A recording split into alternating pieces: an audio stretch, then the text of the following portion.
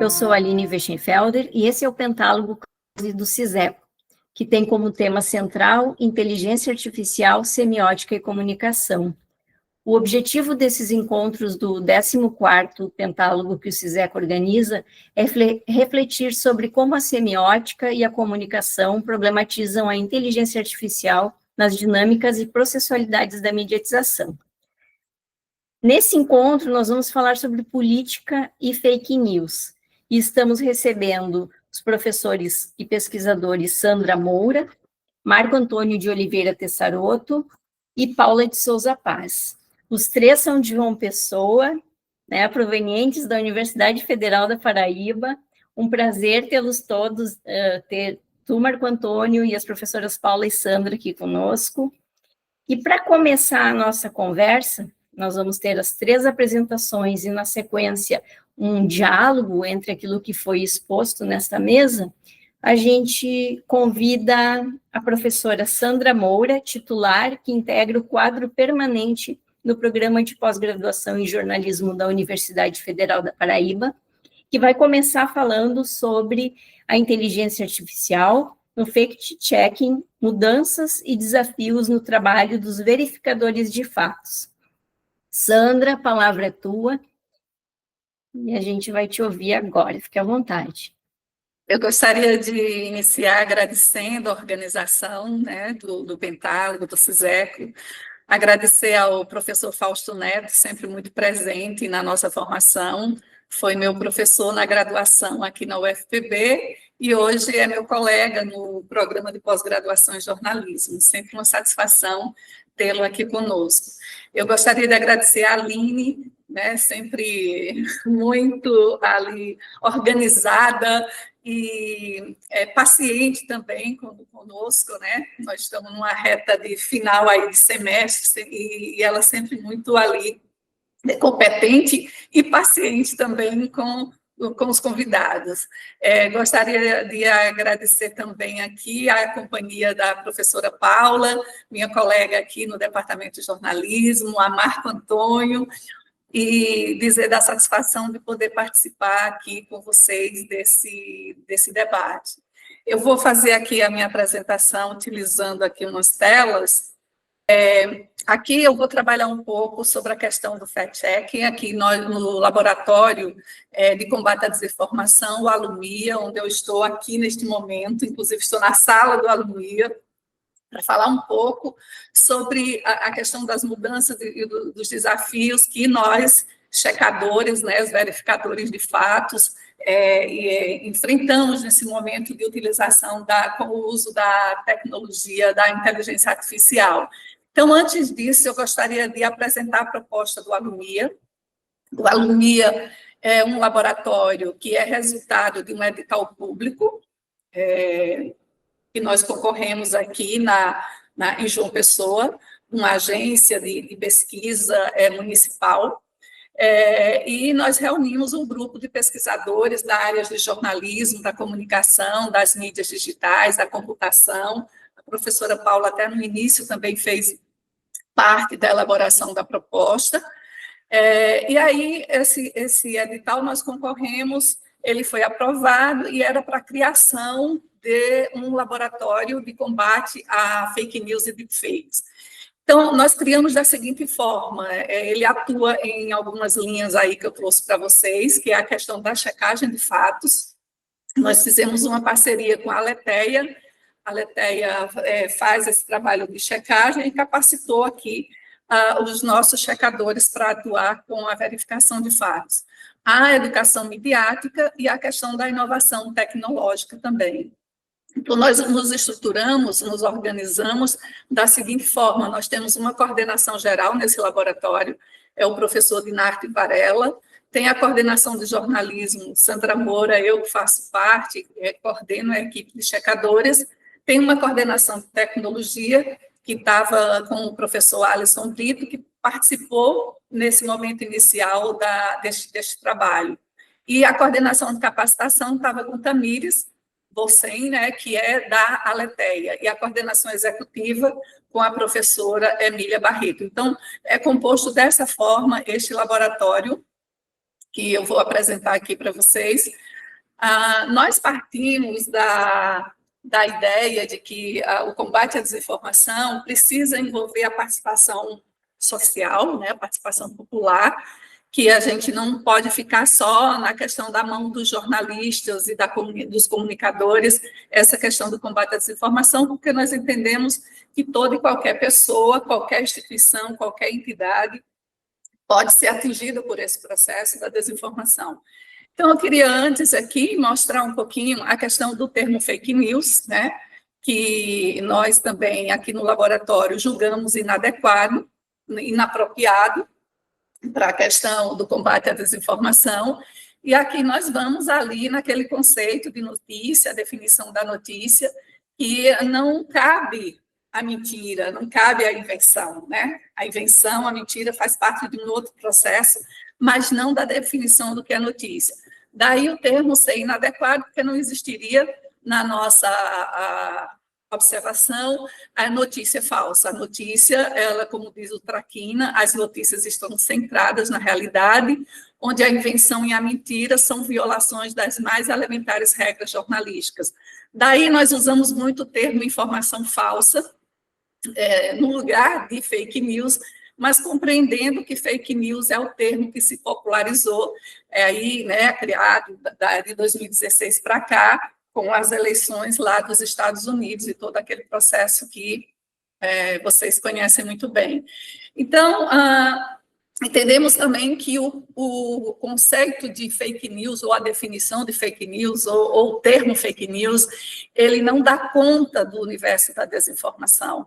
E aí a gente parte dessa ideia da desinformação aqui, a partir de autoras, de uma autora que já está praticamente em todos, se não está em todos, mas em muitos trabalhos, que trabalha a questão da desinformação como a informação falsa, e que deliberadamente ela é criada para prejudicar, né, seja uma pessoa, um grupo social, uma organização, e é posta em circulação, sabendo deliberadamente que isso é falso.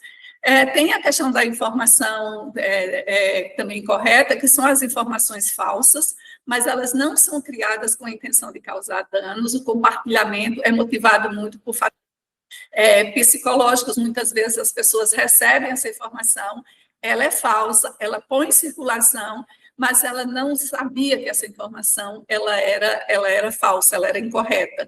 Mas existe a questão do viés da confirmação, que faz com que essa pessoa compartilhe essa informação falsa. E a má informação, que é a informação baseada na realidade, mas ela é utilizada para causar danos a uma pessoa, a uma organização. Ela tem base no referente, mas ela é descontextualizada, ela pode esquecer não, né, propositadamente, até intencionalmente, retirar uma certa informação, mas, enfim, ela seria uma informação que tem base no referente. Acontece no jornalismo, e nas campanhas políticas a gente sabe muito bem que esse processo ocorre. Mas a questão da desinformação aqui no Alumnia, eu vou estar sempre falando no Alumnia, porque é a experiência do Alumnia que faz com que a gente case aí com essas teorias, é que não se trata mais apenas de uma piada, de um meme, de uma brincadeira, ou de uma ação individual, né? A gente já tem aí o próprio João Paulo, aí num texto dele de 2021, que eu até estou com ele aqui, Desinformação Política, Mídias Digitais e Democracia, como e por que as fake news funcionam. Ele já traz aí, claro que a gente precisa se aprofundar um pouco mais nisso, o fenômeno da desinformação não é pensado por ele como um comportamento individual, mas ele já fala que ela é uma operação social que orienta o comportamento humano. Então, ela já sai desse universo de que é uma ação individual, né? Então, já se fala mais em um contexto mesmo de um comportamento social e que precisa ser mais estudado. Aqui, a questão do viés de confirmação, que está muito relacionado ali com aquela informação que ela não é correta, ela é falsa, mas é posta em circulação, e a gente, quer dizer, quem faz a reprodução disso, né, ou põe isso em circulação, que está muito relacionado com as crenças. Então, aquele pastor que fala e que eu me identifico com ele, independentemente se aquela informação vai ser verdadeira ou não, vou pôr em circulação. Se aquele padre fala e eu tenho uma identificação com aquele padre, ou com aquele artista, ou com meu vizinho, ou com meu tio, ou com alguém, ou algum amigo, quer dizer, baseado, aquilo que ele está dizendo está baseado nas minhas crenças, então isso teria uma relação com o que, dentro dos estudos, né, estaria aí a questão do viés de confirmação.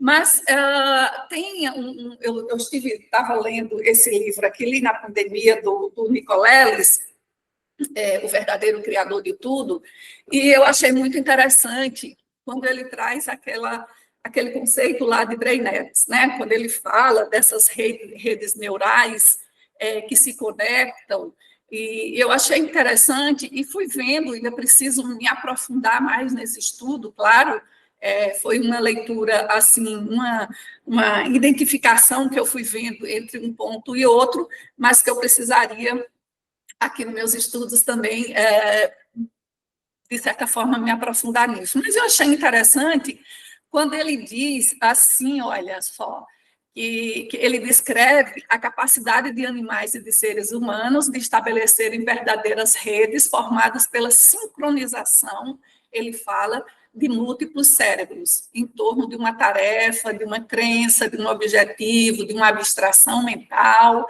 Então, ele vai, nesse livro dele que eu falei para vocês, O Verdadeiro Criador de Tudo, ele diz que para serem criadas, né, essas brainettes, elas precisam de alguns componentes. Então, primeiro, uma abstração mental que precisa emergir e ser disseminada de maneira ampla por um grupo social, a ponto de ser aceita pela vasta maioria dos participantes, com visão de mundo consensual ou verdade universal.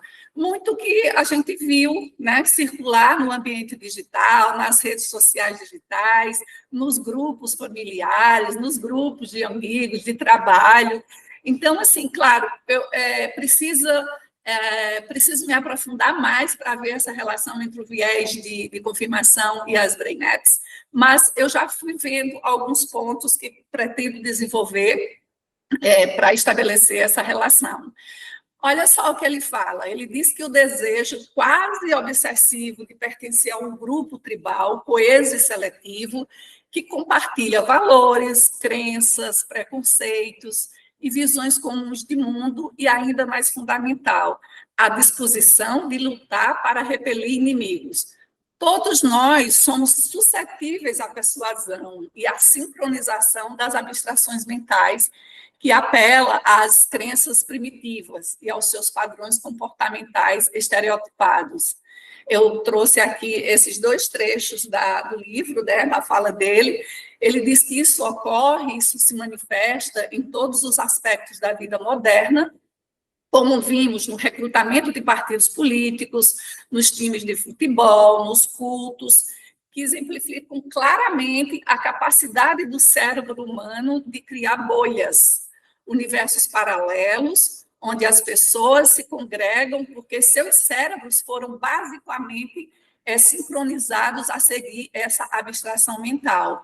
E, às vezes, se torna em algo mais importante que a própria vida, que a própria sobrevivência da espécie. Então, assim, eu fui vendo alguns pontos que daria para a gente, pelo menos nesse momento inicial das leituras, né, ver essa relação com viés. Mas aqui confesso a vocês que preciso ainda me aprofundar mais, até tenho vontade, muitas vezes eu estou como é que se diz, lá no Instagram, e eu já, em um determinado momento, eu passei uma mensagem e ele ou a equipe dele, não sei, respondeu, e eu tive muita vontade de esticar a conversa com relação a isso, mas creio que haverá um dia oportunidade, né, de trabalhar um pouquinho mais. Mas, assim, eu trouxe aqui alguns pontos, mas o livro dele, ele traz casos em que ele vai mostrando como isso funciona, embora ele não esteja ligando o pessoal diretamente a essa questão da desinformação. Quem está fazendo essa ponte aí com o viés da confirmação, né, de confirmação, sou eu enquanto leitora da obra dele, tá? E enquanto pesquisadora da desinformação, mas preciso aí me aprofundar nisso. Bom, feitas essas observações aí, eu queria mostrar para vocês como é que se dá a metodologia de trabalho aqui do Alumia, né? De que forma, para depois entrar um pouquinho na questão do uso da IA. Nós trabalhamos seguindo a metodologia da Aletheia, com quem a gente fez parceria, e essa metodologia nós trabalhamos em 3 momentos, ou pode-se falar em 3 etapas. Nós temos a questão da pré-checagem, que é o monitoramento interno que a gente faz dos conteúdos desinformativos. Esse monitoramento interno e externo dessas informações é o início da nossa investigação. Então, isso pode chegar ou sugestão dos próprios checadores nas nossas reuniões de pauta, como pode chegar pela população. Nós temos um Zap que fica disponível para que, por isso que a gente fala na questão da participação, a gente recebe aqui mensagem de vereadores aqui da cidade que nos manda para saber se aquilo é verdadeiro ou falso. A gente recebe de alunos, a gente recebe de colegas, dos professores, de pessoas que não têm uma relação tão direta assim com a universidade, mas que sabe do Alumia e vai e nos manda essas informações. Então, feito isso, a gente também faz o monitoramento nas redes, em muitos momentos, e a gente faz essa seleção daquilo que vai ser investigado, apurado.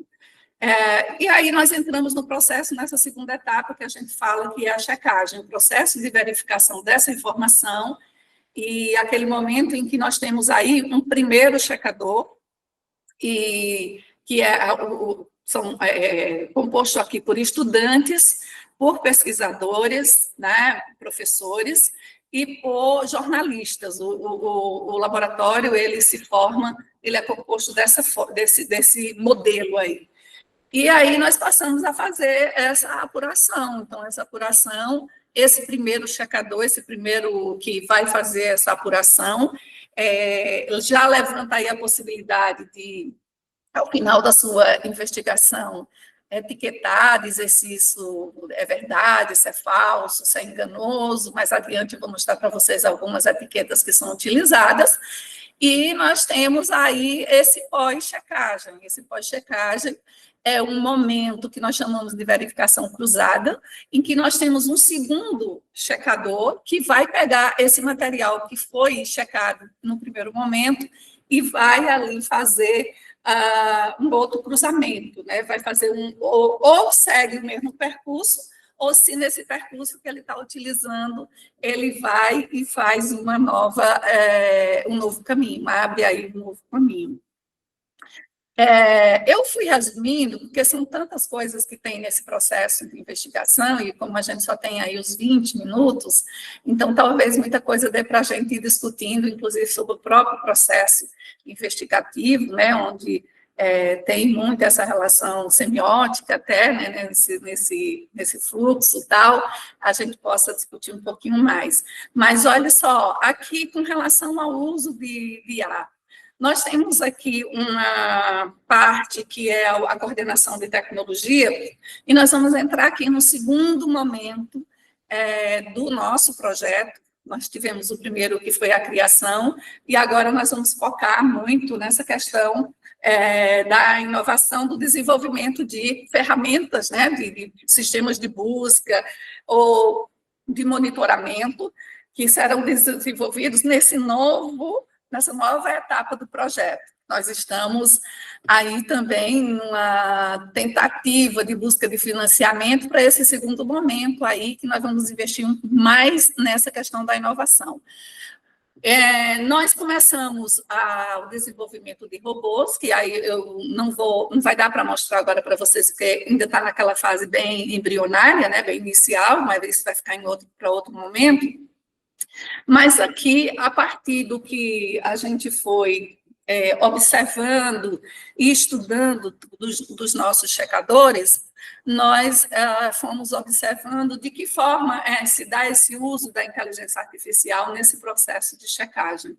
Então, nós temos uma equipe aqui, nós já chegamos a ter uma equipe, na equipe de jornalismo, 16 participantes, né, integrantes, entre voluntários, bolsistas e jornalistas, e nós tínhamos aqui uma equipe muito mista, porque nós temos os estudantes que já nasceram com essa tecnologia, e nós temos jornalistas que têm, assim, 40 anos de profissão, só de profissão chega a 40 anos, né? Então, é uma geração que não está muito familiarizada com inteligência artificial, mas que nesse cruzamento aqui, nesse encontro com os estudantes, a ideia do laboratório é exatamente a gente unir agregar as várias gerações para que a gente possa fazer um trabalho em que a gente vai compartilhando conhecimento, tanto as gerações de 40 anos só de profissão, quanto os alunos, os nossos estudantes que são familiarizados com essas tecnologias. E aí a gente tem os textos do Canavilhas, que até cito ao final, está lá nas referências, em que ele vai discutindo essa questão da inteligência artificial no jornalismo.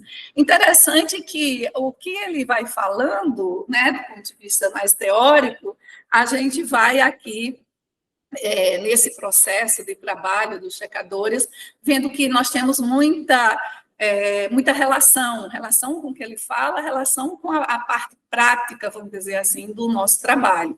Porque aqui no laboratório, nós temos uma preocupação também com a formação dos nossos estudantes, a formação para pesquisa, né? Nós temos a preocupação com a formação também de uma consciência crítica. Eles fazem aqui, participam de vários cursos, uns são oferecidos pelo próprio laboratório, outros não são oferecidos pelo laboratório, mas quando a gente encontra algum curso que seja interessante, a gente faz essa divulgação com eles, e isso faz parte, inclusive, das atividades de trabalho deles aqui. Essa formação, que não é só técnica, não é só saber preencher um relatório de checagem, mas também de fazer uma discussão também mais teórica, até mais reflexiva, sobre essas questões que aqui estão, né? Então, o Canavilha vai falar que é indiscutível que a inteligência artificial seja uma poderosa ferramenta, valiosa auxiliar para a atividade jornalística. Sim, isso aqui nós não temos dúvida, né? E aqui a gente entende, a gente sabe que a inteligência artificial é um termo que se popularizou, mas, na verdade, para quem leu, para quem assiste às palestras e entrevistas do Nicoleles, vai entender que ele fala que inteligência, né, é humana, né? A inteligência é o cérebro humano, e que a máquina, na verdade, fala-se em aprendizado de máquina, né? E que é impossível, né? Aqui eu estou usando um termo assim muito forte, mas impossível que a máquina chegue a esse desenvolvimento do que é o desenvolvimento do cérebro, né? Então, nós temos toda essa compreensão, e o que no uso dessa tecnologia, no uso dessa inteligência artificial, o que nós consideramos aqui, a partir do trabalho que é desenvolvido pelos nossos checadores, o que eles acham de vantagem nessa inteligência artificial, né? Nesse aprendizado de máquina. Então, está relacionado com o processo de coleta, com o processo de pesquisa, do tratamento dos dados, né? A questão do processamento, da agilidade que se tem de fazer uma busca, de encontrar um dado ali, né? É uma das fases em que a inteligência artificial pode dar uma excelente contribuição ao fact-check, aos verificadores de fato, né? Inclusive, eu trouxe aqui um depoimento de uma checadora nossa, que é uma estudante que muito bem desenvolvida nessa parte aí de checagem. E, em um ano, o laboratório foi criado ano passado, em agosto de 2024, nós temos inaugurado em outubro de 2024 também. Nós temos essa checadora e outros aí, eu trouxe o depoimento dela aqui, uma fala dela, porque é bem o que os demais também enfrentam, né? Então, ela diz que a experiência dela com a IA, em questões positivas, é como uma ferramenta, facilita a busca rápida e ágil de informações nesse grande banco de dados que é a internet. E para os checadores, a agilidade é um ponto forte a ser trabalhado e a IA pode auxiliar nessa função. Então, ela tem essa compreensão qual seria a vantagem na utilização dessa inteligência artificial, ou como queiram, do aprendizado de máquinas, né? Agora, quando a fonte é um algoritmo, né, a gente entende que a gente trabalha da seguinte forma: não é só solicitar ao GPT, ou seja, o que for, que faça uma conclusão sobre a veracidade desta informação, daquilo que ele coloca lá para o GPT, para ele responder sobre aquela questão, né? Então, classificando como verdadeira, se isso é falso, se isso é enganoso, né?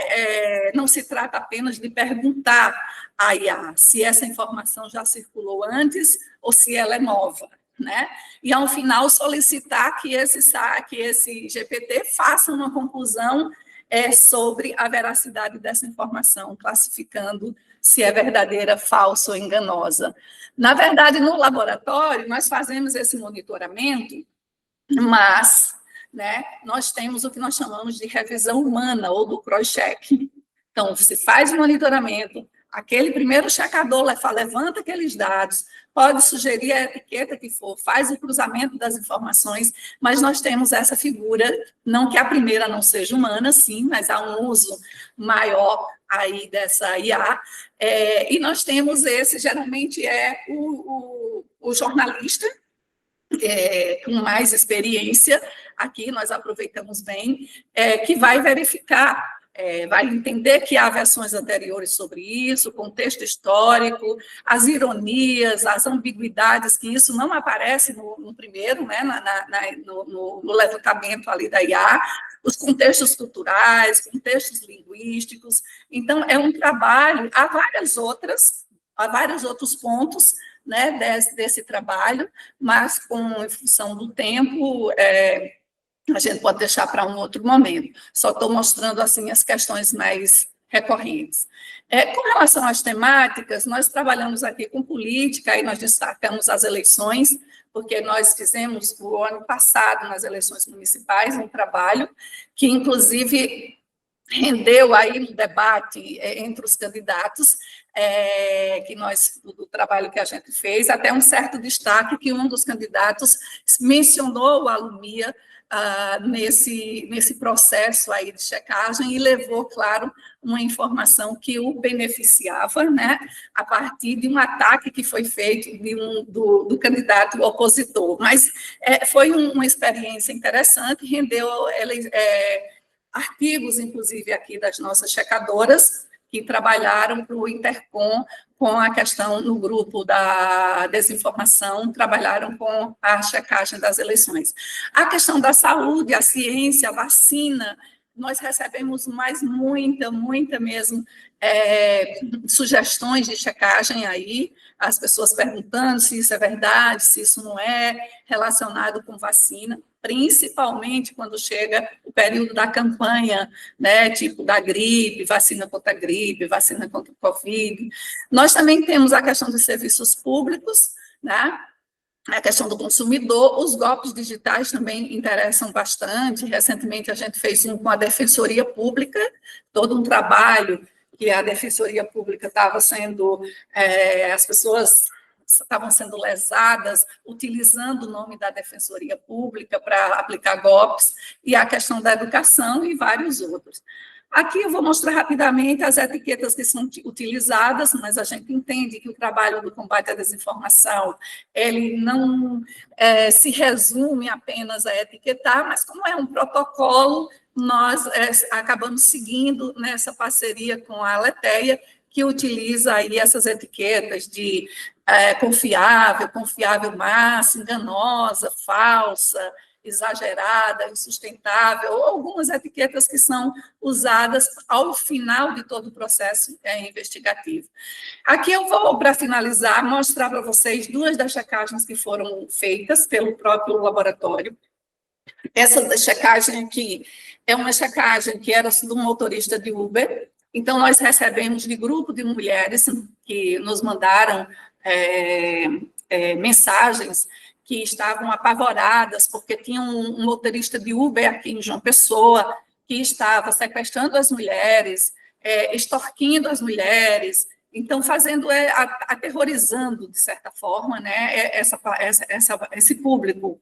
E aí, pronto, nós fomos fazer essa checagem, e, na verdade, a gente viu que esse motorista, isso realmente tinha ocorrido, mas não ocorrido em João Pessoa, que isso tinha ocorrido lá na Bahia, o que não deixa de ser grave, claro, mas era uma desinformação, né, uma informação que ela era posta em circulação de forma a aterrorizar aqui a mulherada, mas ela não tinha ela não tinha ocorrido aqui, né? E aí foi feito todo um trabalho, porque a equipe mesmo, a gente vai naquela linha do jornalismo investigativo mesmo, né?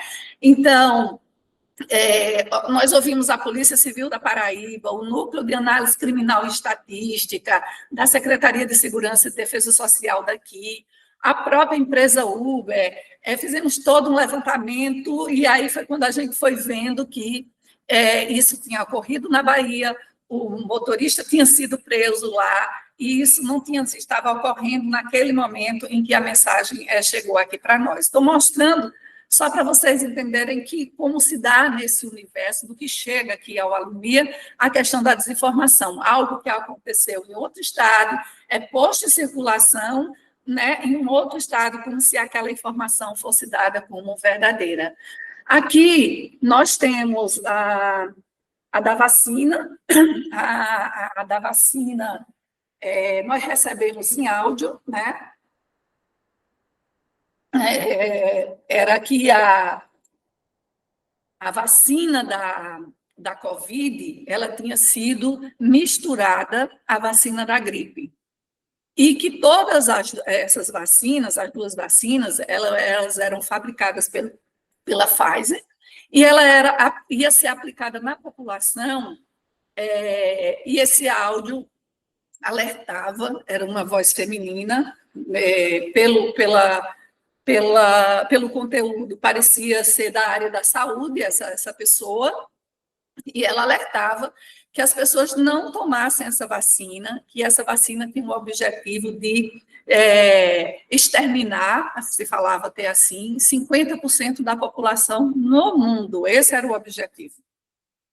Então, nós pegamos essa informação, isso era uma semana antes da campanha da vacina contra a gripe, que estava anunciada aqui em João Pessoa, né, na Paraíba, e esse áudio começou a circular de modo que a gente recebeu, assim, de várias pessoas, as pessoas perguntando sobre isso. Então, a gente fez um trabalho junto à Sociedade Brasileira de Imunizações, a SBIM, o Instituto Butantan.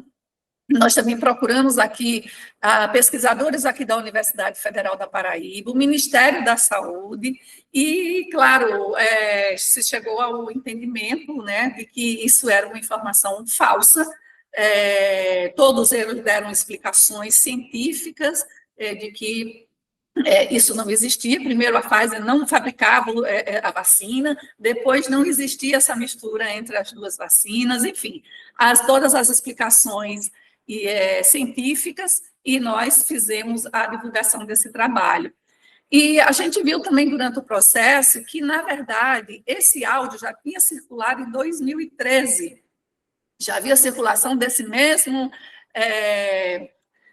2013, não, 2023, já tinha tido essa divulgação desse mesmo áudio e circulando isso por todos os lados. Mais recentemente, a gente trabalhou com deepfake, que foi aquele vídeo que tem da Ivete Sangalo, de que ela fazia elogios ao governo Lula, e era um vídeo totalmente manipulado por inteligência artificial. Então, assim, é esse o trabalho que o Alumia está desenvolvendo neste momento, com estudantes, com professores, pesquisadores das diversas áreas, como eu já falei para vocês, e com jornalistas, um trabalho que é recente, de 1 ano. Nós já temos feito também capacitação, tentando multiplicar um pouco essa questão da checagem, né? Entendemos, para finalizar aqui mesmo, que o combate à desinformação não é apenas a checagem é uma das estratégias, mas ela sozinha ela não consegue, a gente tem plena consciência disso, tem que estar aliada aí a outras estratégias, as outras ações, mas é o que nós estamos nesse momento aqui desenvolvendo. E aqui alguma das referências utilizadas no trabalho, aqui tem os textos que foram mais diretamente aqui mencionados, mas é evidente que muitos outros nós trabalhamos aqui no laboratório. Aqui é o Zap das informações suspeitas, né? Aqui o Instagram do projeto, nós também temos um site onde nós publicamos as nossas checagens, e mais recentemente a gente recebeu uma checagem relacionada com vacina, sobre um estudo no Japão, de que a vacina provocava doenças e essas coisas todas, elas estão em análise aí com a ajuda, inclusive, do Ministério, dos especialistas do Ministério da Saúde. É isso, pessoal, acho que deu para ter uma ideia dessa nossa experiência aqui, e espero que a gente possa dialogar aqui sobre esse problema, que é um problema muito sério para a humanidade, né? Dizem que é um dos principais desafios dos nossos próximos anos aí, que nós temos pela frente. É isso. Muito obrigada, Sandra. É muito interessante essa relação da inteligência artificial com a Lumia, né, com o trabalho que é realizado nesse laboratório de checagem, porque ao mesmo tempo em que a inteligência artificial ela contribui com o trabalho do Alumia, ela também é objeto de análise do Alumia, né? É muito interessante ver esse paradoxo que separa e, ao mesmo tempo, une uma ferramenta que é utilizada dentro do laboratório, mas também que é investigada pelo laboratório. Muito interessante, muito obrigada. Eu agradeço. Então, a gente dá continuidade às nossas apresentações, agora com o Marco Antônio de Oliveira Tessarotto. Ele é doutor em Ciências da Comunicação pela Universidade do Vale dos Sinos, a Unicinos, e atua como consultor pedagógico pela Fundação Roberto Marinho em projetos de correção de fluxo educacional. O Marco Antônio vai nos trazer a fala dele sobre superfícies deslizantes da inteligência artificial, case da campanha Nós contra Eles, taxação BBB nas plataformas sociais. Bem-vindo, Marco Antônio, e passo a palavra para ti. Boa tarde, Aline. Boa tarde a todos e a todas que nos assistem, né, que vão assistir remotamente. Gostaria de agradecer o convite do CISECO, pela mediação do professor Fausto Neto, que muito carinhosamente nos acolhe nas escutas e principalmente nesses trabalhos que acompanham o nosso fazer, o nosso mover enquanto pesquisadores, né. E também gostaria de agradecer, né, por esse olhar carinhoso também de uma mesa tão qualificada, com a presença das professoras Paula Paz, a professora Sandra Moura, que muito vivenciam essa problemática e, ao mesmo tempo, nos trazem considerações para enriquecer essas questões que nos movem. Bom, só um segundinho que eu iria apresentar para vocês um pouco daquilo que busco analisar, mas ao mesmo tempo eles nos traz algumas inquietações, né? A própria problemática, o próprio tema gerador, ela vai trazer justamente algo que nos deixa um pouco pensativos, mas ao mesmo tempo um processo de reflexão que ainda está em processualidade, né? Primeiro que eu trago para vocês são inferências preliminares que são baseados, né, que representam, né, um tema que vai debater a questão dos impostos, né, e ao mesmo tempo recorri para buscar entender essa processualidade, um pequeno corpus, né, de alguns vídeos que foram produzidos por inteligência artificial e que foram postados pelo Partido dos Trabalhadores, que busca justamente descrever essas operações discursivas e que estão em disputas nas redes sociais. Para tanto, né, enquanto recorte, eu busquei realizar esses 3 movimentos. Um primeiro movimento é esse de analisar os embates e dinâmicas que ocorrem dentro dessas plataformas sociais, buscando entender e explorar, né, como esses temas polêmicos atuam e, ao mesmo tempo, estão em disputas entre grupos e que, ao mesmo tempo, eles estão dentro dessa grande arena digital, né, desse embate, em que nós temos o terceiro mandato do presidente Lula, né, que busca uma agenda positiva, né, propositiva, e, ao mesmo tempo, a extrema-direita, que vem desde 2022, né, de modo sistemático, buscando silenciar as suas propostas.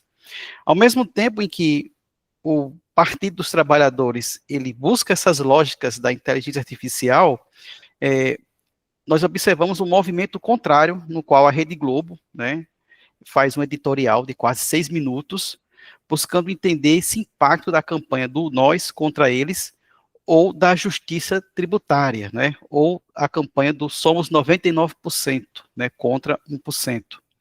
E, ao mesmo tempo, numa terceira etapa, tentativamente, né, de modo ainda bastante preliminar, refletir sobre o que seria essa moderação, né, aquilo que a Rede Globo colocou em seu editorial, né, solicitando moderação, e ao mesmo tempo como a influência dos algoritmos vão, a partir desses momentos, desse agenciamento, contribuir para um novo e outro debate público, né, que ainda nos interessa, né, o que teremos no próximo ano, né, em 2026, né, o que há de vir.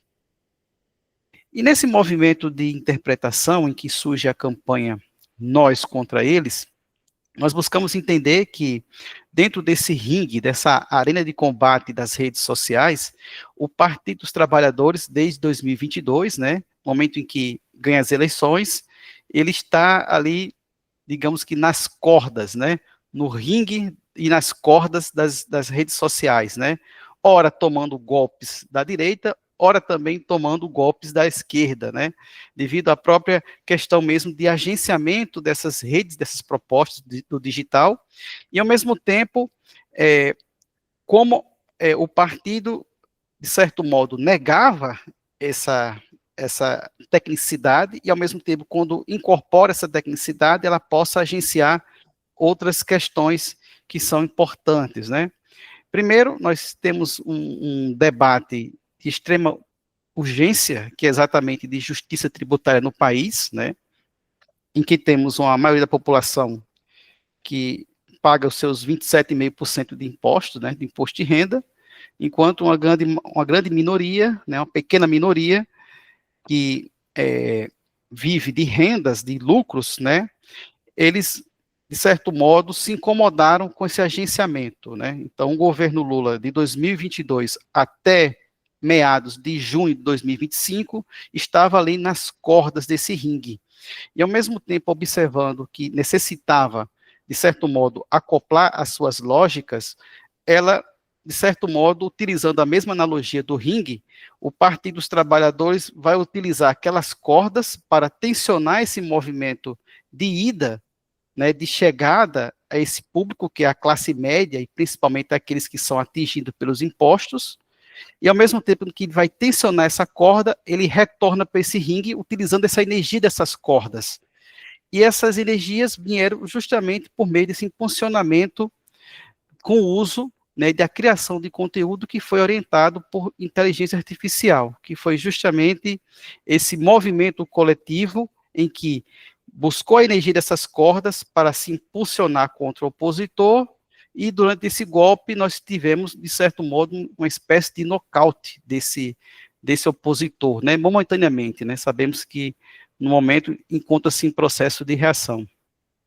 E nesse movimento de reação, que após sucessivas derrotas, desde o imposto do PIX, passando pelo aumento do IOF, todos eles capitaneados pelo Nicolas Ferreira, o PT, o Partido dos Trabalhadores, no momento em que ele perde a votação contra o aumento do IOF no finalzinho do mês de maio, ela retorna às redes com o uso desse recurso de inteligência artificial, né?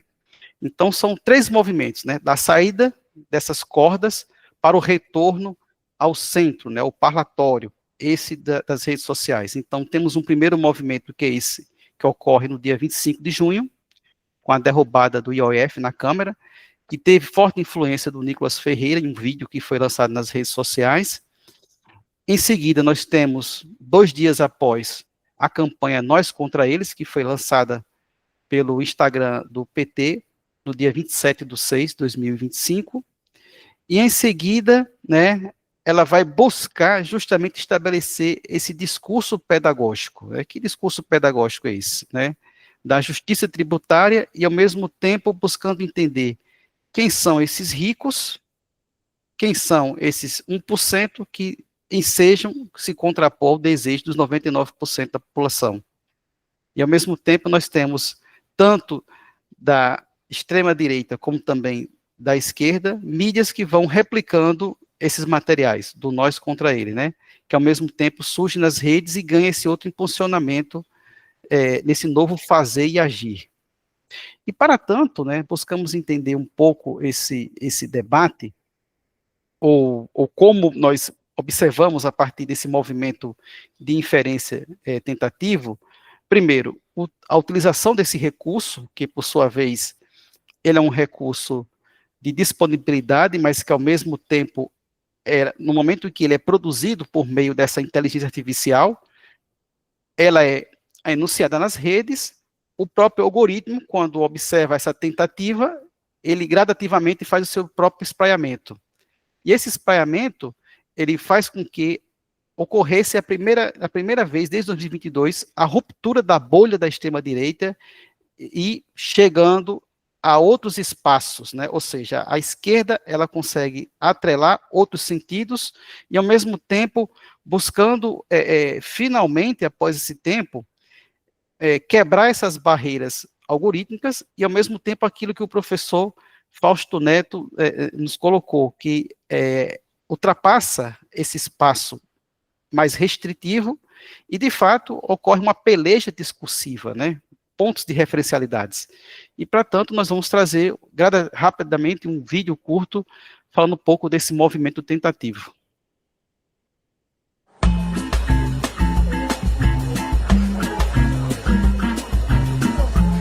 Ei, parceiro, peraí. Tu consumir champanhe, caviar, lagosta e vai pagar menos que a gente que só ficou na brejinha e torresmin? Relaxa. Boteco do Brás, amigo. Aqui sempre foi assim. Sempre foi, mas não precisa continuar sendo. Vamos rachar essa conta do jeito certo. Agora imagine que essa mesa é um país que paga suas contas com a contribuição de todos, mas onde os super ricos pagam proporcionalmente bem menos do que a gigantesca maioria. Assim tem sido o Brasil até hoje, mas o governo Lula quer fazer uma mudança histórica nessa injustiça com um novo IR, porque imposto é necessário, mas justiça também é. É a taxação dos super ricos e das plataformas de apostas, que ganham muito dinheiro e pagam pouco ou quase nada de imposto. Taxação BBB, bilionários, bucks e bets. Novo IR é justiça histórica, justiça de verdade. No Brasil, quem vive de salário sempre carregou o maior peso dos impostos. É taxa no pão, no gás, na luz, no remédio da avó. e até sobre a pouca renda. Já quem está no topo, os super ricos, esses sempre pagam proporcionalmente bem menos. Imposto é necessário, mas justiça também é. Por isso o governo Lula quer virar esse jogo com o novo IR, fazer os super ricos e sites de aposta pagarem mais para investir em quem mais precisa. Taxação BBB dos bilionários, bancos e bets. Novo IR é justiça histórica, justiça de verdade. Mostre que você tem inteligência, mas não é artificial. Lute por justiça. Espalhe esse vídeo por aí.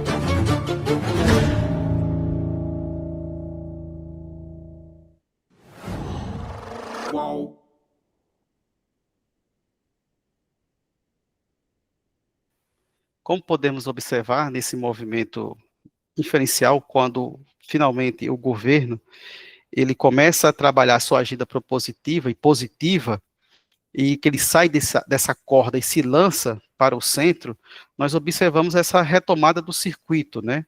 E ao mesmo tempo um apelo por novos públicos, né? Que é exatamente isso, né? Como fator econômico, ele pretende se comunicar enquanto valor e também subjetividade dentro de um tecido social bastante específico, que no caso foi a classe média, mas a classe média trabalhadora.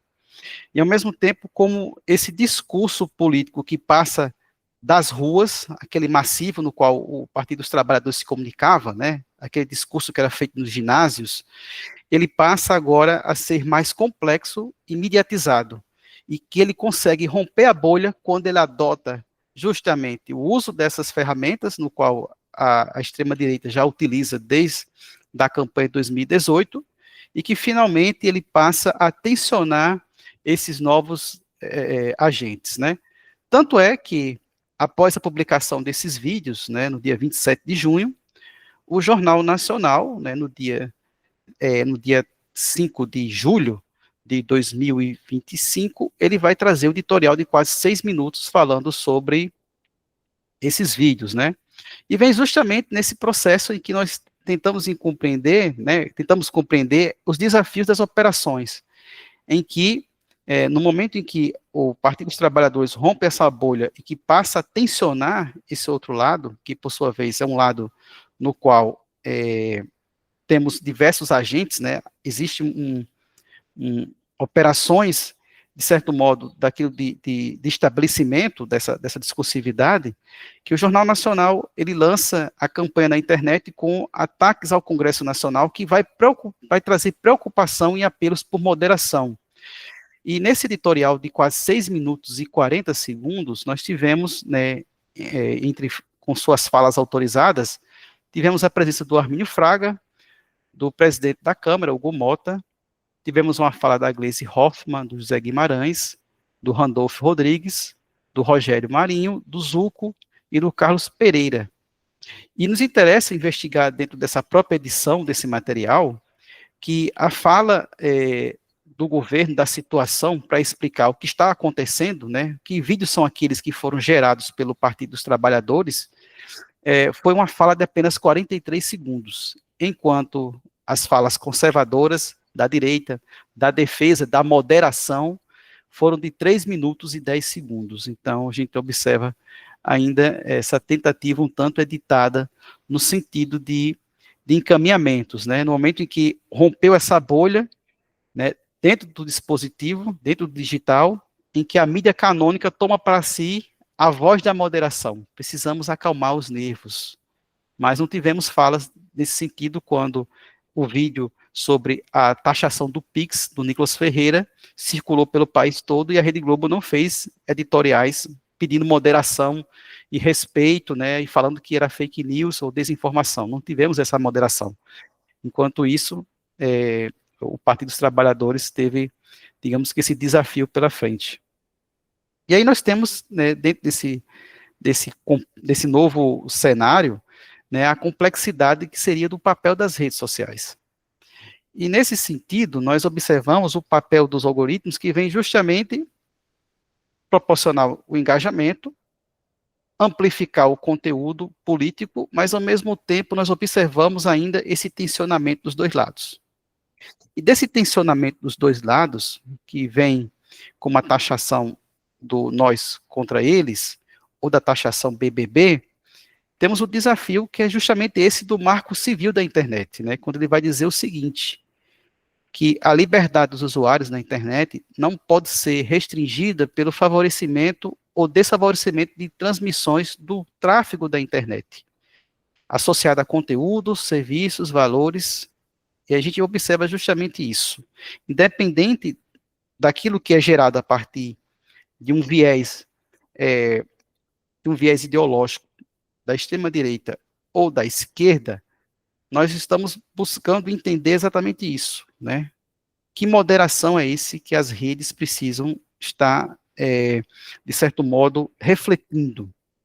E, ao mesmo tempo, como o debate público e esse político, ele passa profundamente a ser conectado por uma tecnologia que vai moldar e, ao mesmo tempo, compartilhar sentidos em um processo que, por sua vez, a gente vê que foge um pouco aquilo que o Marco Civil nos traz, né? Que é justamente de equilíbrio de vozes e de falas, mas nós temos o tempo todo esse direcionamento para um lado ou para o outro. E o discurso dos pobres contra ricos tomou conta do país. Segundo especialistas, isso pode dividir o Brasil. Não é possível. Esse pessoal insiste em dividir o país e agora querem aumentar nossos impostos. Amor, nosso país sempre foi dividido. E numa divisão muito injusta. 99% dos brasileiros pagam a conta. E 1% é que aproveita os privilégios. É o pessoal da cobertura. Eles, que são muito ricos, podem contribuir mais. Assim como fazemos eu, você, a Maria. Mas nós não somos pobres. Vai sobrar pra gente. Ô, amor, até você. Pobre a gente não é, mas também não somos bilionários. Pra gente não vai mudar em nada. A proposta do governo Lula é isentar o imposto de renda para quem ganha até R$5.000 e cobrar menos de quem ganha até R$7.000. E para manter as contas equilibradas, vai passar a taxar quem sempre pagou pouco ou quase nada, os super ricos. É a tal da taxação BBB, para bilionários, bancos e bets. Assim fica melhor para todo mundo. Imposto é necessário, mas justiça também é. Taxação BBB. Bilionários, bancos e bets. No IR é justiça histórica, justiça de verdade.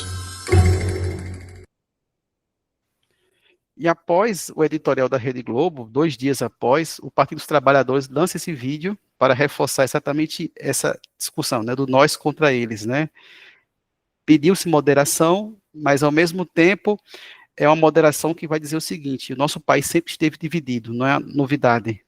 Não estamos debatendo aqui quem é o rico e quem é o pobre, mas de trabalharmos o conceito de justiça social, ou melhor, esse apelo constante para entendermos, ou melhor, para que o partido, esse segmento, ele possa novamente se restabelecer, ou seja, a gramática deles, do Partido dos Trabalhadores, ele se volta justamente para esse público. E nesse sentido, nos interessa dizer justamente, enquanto rápida síntese desse movimento de inferência preliminar, desse pequeno corpus, buscarmos entender quais são as consequências e quais serão os efeitos dessas câmeras de eco nas redes sociais, né? Primeiro, nós temos um desafio, que é essa modelagem algorítmica, que, por sua vez, atua tensionando para um lado para o outro, e que, por sua vez, fere marcos legais da própria internet, no caso do marco civil da internet no país, e, ao mesmo tempo, em um debate um tanto que filosófico, mas também esse que vai tensionar, buscarmos entender o que aquilo que está circulando nas redes sociais e é debatido nas redes, ele, de certo modo, está afetando esse ethos político.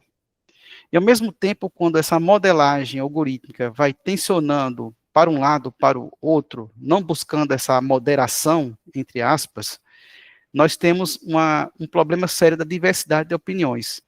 E, possivelmente, encaminhamentos futuros. Será que estamos, de fato, efetivamente, encaminhando para uma ruptura civilizatória e do próprio tecido social, no qual sai a figura da presença física humana e os algoritmos e sua produção de imagens, de vídeos, irão capitanear esse ethos político do homem? Então, estas são, em breves considerações, né, algumas reflexões a partir daquilo que eu pude visualizar no momento e que ainda se encontra em processualidade. E fico no aguardo para os bons debates e as boas reflexões. Obrigado. Obrigada, Marco Antônio. A tua apresentação é muito interessante, porque ela nos apresenta, nos traz várias camadas aí para a gente pensar, né? São tantos sentidos que são produzidos. É a questão do caso observado em si, a relação do Partido dos Trabalhadores com a inteligência artificial, que me chamou a atenção, depois a gente pode trazer novamente no debate. O Partido dos Trabalhadores sempre levou nas suas campanhas atores, né, representando diversas fatias da sociedade, e de repente ele faz uso da inteligência artificial aí na sua propaganda, no seu discurso. Isso eu achei bem interessante. Mas então a gente, para dar continuidade às nossas apresentações, eu passo a palavra agora, então, para a pesquisadora Paula de Souza Paz, que é professora no Departamento de Jornalismo da Universidade Federal da Paraíba. Paula vai nos falar sobre inteligência artificial e comunicação política, a preparação para as eleições de 2026, entre a lógica jornalística e a desintermediação digital. Obrigada, Paula, por estar aqui conosco, e a palavra é tua. Bom, boa tarde a todos, cumprimento a mesa, é um prazer estar aqui com vocês novamente, com a Aline, que, reiterando o que a professora Sandra falou, agradeço pela organização, com a paciência, né, está organizando o evento, nem sempre é fácil de achar uma data, um horário, né, compartilho com 3 pessoas, enfim, eu já vou compartilhar aqui, eu fiz também os slides. Bom, acho que está certo aí. Então, como a Aline, né, anunciou, meu tema, né, o tema que eu escolhi para falar hoje vai abordar esse enlace entre IA e comunicação política, e o que eu enxergo como uma preparação para as eleições de 26, né, que alguns partidos já estão fazendo seminários, encontros, né, em que aparece o tema de IA, se ele não for preponderante mesmo, predominante, até mesmo privilegiado, né, como eu vou mostrar no exemplo. E, assim, meu ponto de partida também, né, eu sempre tenho ali, né, prisma a prática jornalística, né, pelo fato de estar num curso de jornalismo, então tento trazer também como que isso afeta a prática da atividade dos jornalistas, né. E aí, assim, lendo sobre IA, o que me chamou a atenção é que as controvérsias, né, os desafios, tudo isso, né, que até Marco Antônio, até a professora Sandra trouxeram, como a gente percebe, né, isso através de leitura, já tem uma literatura até densa sobre isso, de como as questões da IA estão invadindo o espaço público. Né, a IA hoje é um objeto de uma atenção midiática e política sem precedentes, assim, né, já é considerado até mesmo um problema público, né, e tem até autores que falam que a IA parece ter ultrapassado os limites de uma arena, né, do campo científico, né, em que ela estava ali, de certa maneira, restrita, e agora a gente está debatendo ela em outras arenas, até mesmo no campo midiático, né, e político, que é, né, o objeto aqui da minha fala, né. Então, a gente vê que é um debate que né, ultrapassa, está fora dos espaços especializados, e muito por causa disso, né, da chegada, né, do ChatGPT, não tem, né, como a gente evitar de falar, né, pela sua popularidade, vamos dizer assim, né. Eu até fui atrás desse dado, né, o ChatGPT tem mais de 700 milhões de usuários ativos semanais, então realmente funciona, né, como uma rede social, quiçá com mais usuários, né, com mais atividades em jogo, né. E aí, uma coisa que é uma novidade, assim, dessa semana, acho que da semana passada, não tem nem um mês, que as empresas por trás dos sistemas de inteligência artificial, né, criaram redes sociais. né, em que os feeds são todos, né, que eles chamam de sintéticos, né, todos são conteúdos sintéticos, ou seja, nada, igual as campanhas aí que o Marco Antônio mostrou, né, não tem atores, né, não são animais de verdade, tem muita coisa de animal, gato, cachorro, né, mas são todos conteúdos sintéticos, que é para você compartilhar, né, então não é de se estranhar a importância que que os sistemas de inteligência artificial estão tomando, e essa amplitude mesmo que a gente percebe na cobertura midiática, né? Então, como eu falei, a IA, né, é um objeto de atenção pública, né? Podemos dizer, né, que é um problema público mesmo, né? E que essa publicização, né, da inteligência artificial, ela tende a ir em uma direção de uma politização, né? Que é um trabalho, né, de requalificação, discursivo mesmo, né, retórico, em torno do que é a IA, do que falar dela, dos desafios que estão em jogo, né, e há uma tentativa mesmo de controle por atores políticos desse objeto, né, dessa tecnologia, enfim, desses sistemas, né.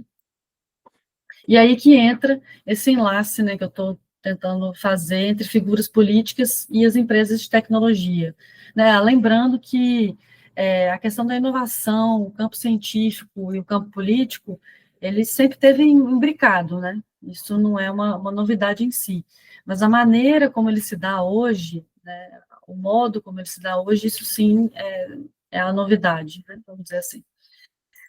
E aí, assim, eu trago, né, aqui, porque essa relação com a IA, eu me interesso muito pela questão das indústrias, assim, sabe, né, o viés da economia política que tem me interessado, né, não em si pelas consequências, pela IA lá na frente, mas pelo antes, né, quem está por trás, quem são as elites tecnológicas, as empresas, né, e aí tem vários autores que falam dessa nova burguesia tecnológica, que são essas figuras, né, Elon Musk, Jeff Bezos, Mark Zuckerberg, enfim. E lembrando, né, que durante o governo Bolsonaro houve uma aproximação com essas empresas, né, na figura do Elon Musk, por exemplo, né, ali com a Starlink, a questão da Amazônia, da conectividade na Amazônia, etc. E nos Estados Unidos, recentemente, no novo mandato do Trump, assim que ele assumiu, né, na cerimônia, inclusive, várias figuras proeminentes do Vale do Silício estiveram presentes, e aquilo chamou a atenção, né, muito mais do que uma simbologia só, chamou atenção também pelo fato do financiamento mesmo, né, da parte financeira por detrás desse apoio simbólico, né, das Big Techs. Então, assim, a gente viu vários líderes dessas empresas de tecnologia, da Amazon, Meta, Tesla, Google, que, teoricamente, são figuras que a gente associa ao capitalismo liberal, mas participar dessa cerimônia do Trump. E isso foi considerado uma reviravolta política, né, citaria um autor que eu praticamente gosto muito, ele é grego, mas trabalha, né, na França, na universidade na França, Smirnais, e ele está há anos já investigando essas empresas, e ele chama atenção para essa novidade, assim, em relação à presença deles numa cerimônia da nomeação de um presidente, na verdade, né, já tinha sido eleito, né, só a questão enfim, da passagem do cargo, né, do Biden para o Trump. E ele chama atenção para essa mudança das elites tecnológicas, né, para um movimento nacionalista de extrema-direita, o MAGA, que é o Make America Great Again, né.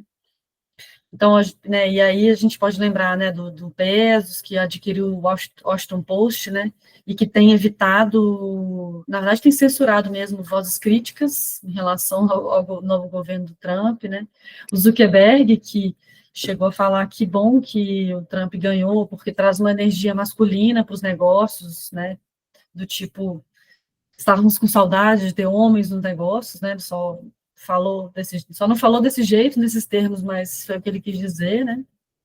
E aí, como eu, né, já tinha mencionado, né, há contribuições financeiras substanciais para essa participação, né, então ela não é só simbólica, né, um apoio, eles realmente tomaram para si as premissas, né, do Trump e da sua figura política, né.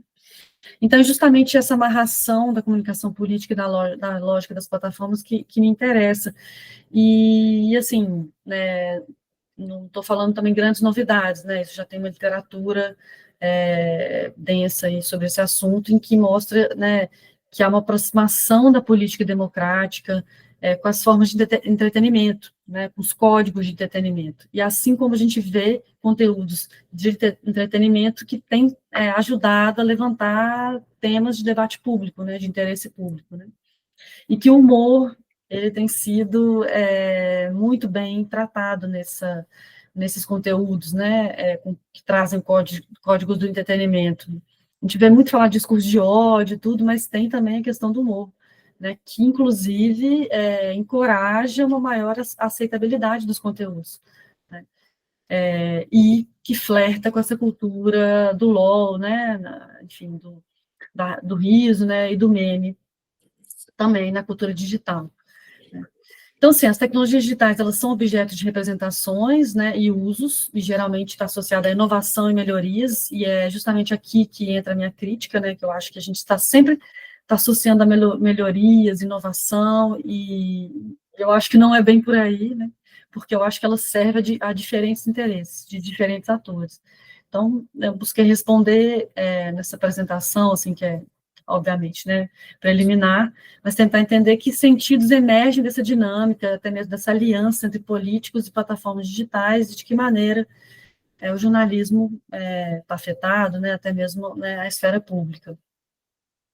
Bom, e aí o que me chamou a atenção como objeto empírico de análise foi o evento do Partido Liberal PL em 25, que é a sigla do ex-presidente Jair Bolsonaro. Eles criaram um evento, né, o segundo Seminário Nacional de Comunicação em Fortaleza, inclusive, em 30 de maio de 25, com a presença de jornalistas, o que até então é normal, né?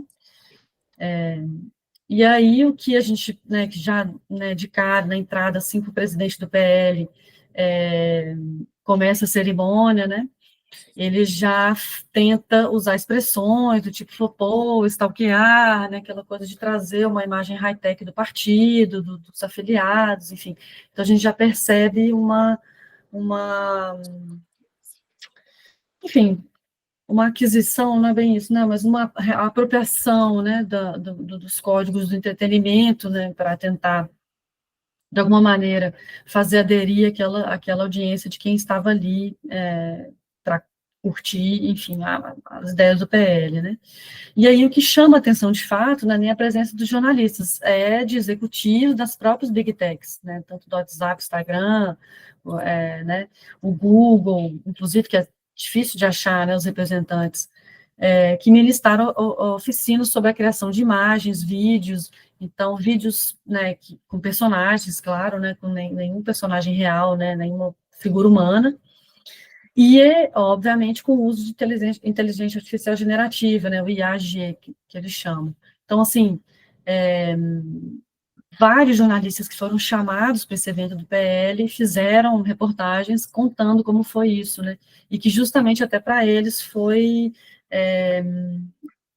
uma surpresa essas figuras estarem presentes ali e dominarem a cena, né, então, praticamente, assim, o PL ficou escondido por detrás da presença desses executivos, né. Então, assim, eles apresentaram tutoriais práticos sobre como automatizar vídeos, alimentar inteligências artificiais com conteúdo político enviesado, impulsionar mensagens via WhatsApp Business, por exemplo, né, que você pode compartilhar com mais gente, né, mais pessoas, gerar podcasts inteiros com voz sintética, enfim. Então, ficou muito explícito que havia um foco na mobilização política mesmo, né, e na formação de uma militância digital, assim, não houve nenhum momento uma intenção de esconder, né, ou né, que faz parte do decoro da política, né, de não mostrar que você está enviesando tanto o discurso, ao contrário, assim, era explícito de que sim, iremos enviesar, e a gente quer realmente montar um exército digital aqui, né, com essa formação. Então, tinham os representantes oficiais da Meta, Google, né, o CapCut também, E aí uma coisa que eles notaram é que os parlamentares em si, eles tiveram as falas cronometradas, mas os executivos das empresas falaram quanto quiseram, né? Então, Ricardo Vilela, o Google, Felipe Ventura, do CapCut, o John Henrique, o Vitor Rios e o Dan Maker, eles tiveram o espaço que quiseram, né? Até mesmo o espaço privilegiado para interagir com as pessoas, né, que de alguma maneira se sentem representados pelo Partido Liberal, pelo PL. A própria figura o Jair Bolsonaro esteve presente, mas não foi o protagonista, né? Então, assim, ele subiu no palco praticamente para dizer, ainda bem que as Big Techs estão do lado certo, então, para deixar bem claro, né, que existe, né, um lado certo, um lado errado, e que as Big Techs, por serem neutras, né, elas estão do nosso lado, então elas estão do lado certo, né? Então, assim, reiterando essa ideia de que a gente tem, né, que as tecnologias, elas são neutras, o uso que a gente faz delas é que pode ser ruim ou bom, né? Então, assim, é justamente aí que vem a minha crítica, porque eu acho que as empresas, as Big Techs, elas estão por trás dos sistemas de inteligência artificial, né? Então, eles têm interesse por trás de partida já, né? Como elas funcionam. E, então, é difícil a gente pensar só nos usos, né? Eu acho que a gente tem que voltar um pouquinho e pensar de onde vem, né? Dessa IA é de qual empresa, né? Antes de tudo, assim, né? E não só na ergonomia, nos usos que ela permite, sabe? Pelo menos é o que eu tenho buscado trabalhar até mesmo em sala de aula, porque não está atingindo, né, essa questão da inteligência artificial. Bom, então, assim, em nenhum momento houve menção à regulação das Big Techs, por exemplo. Os riscos de desinformação também, obviamente, não foi falado, né? Então, segundo os jornalistas que estavam presentes, o objetivo era ensinar mesmo a extrema-direita como elas podem dominar a plataforma e as ferramentas que elas mesmas, né, oferecem. Então, assim, foi uma formação tecnicista, né, de fazer aderir possível uma pessoa que se identifica com o partido e, quiçá, né, em breve, um eleitor do partido.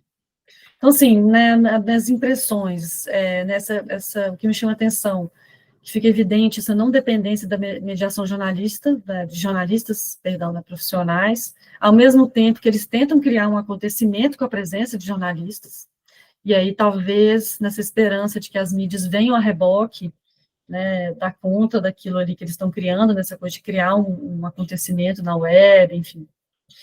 E uma decisão clara de não priorizar as mídias convencionais, né, e profissionais.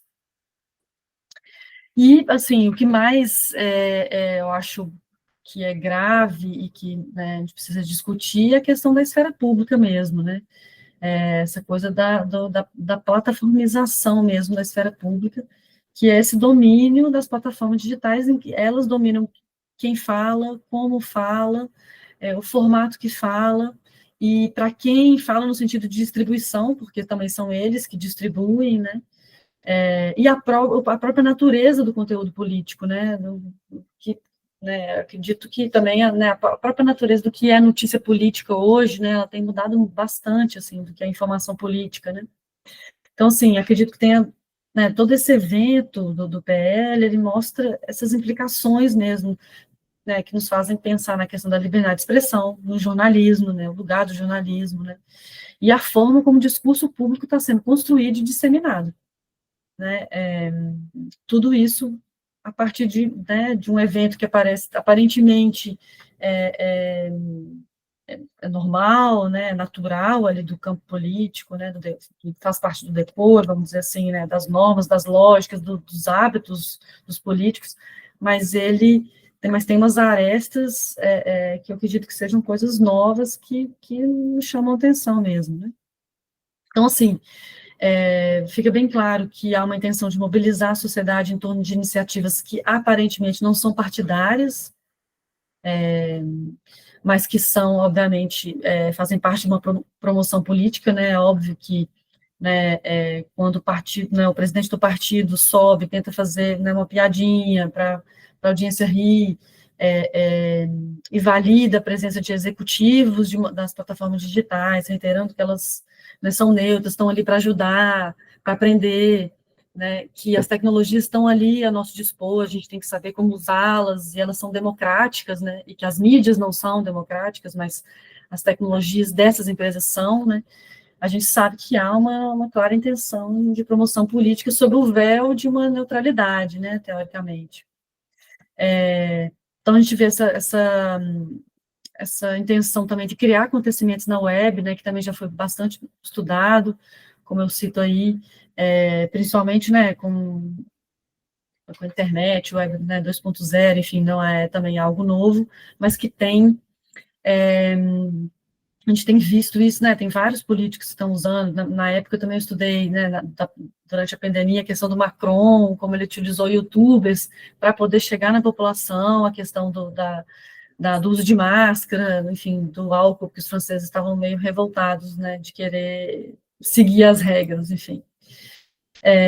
Então a gente percebe assim, né, claro que é apenas um exemplo, né, enfim, não é nada estruturado, mas a partir dele a gente pode ver sinais, como eu falei, né, de uma ressignificação dos mecanismos da comunicação política, que atribui a IA um papel preponderante, né, assim, é visível que nesse evento eles reconhecem a IA como um ator do jogo político, né, então é um ator que entra no jogo político, e justamente porque eles passam a ideia de que ela é neutra, acessível, democrática, e precisamos dominá-la, né.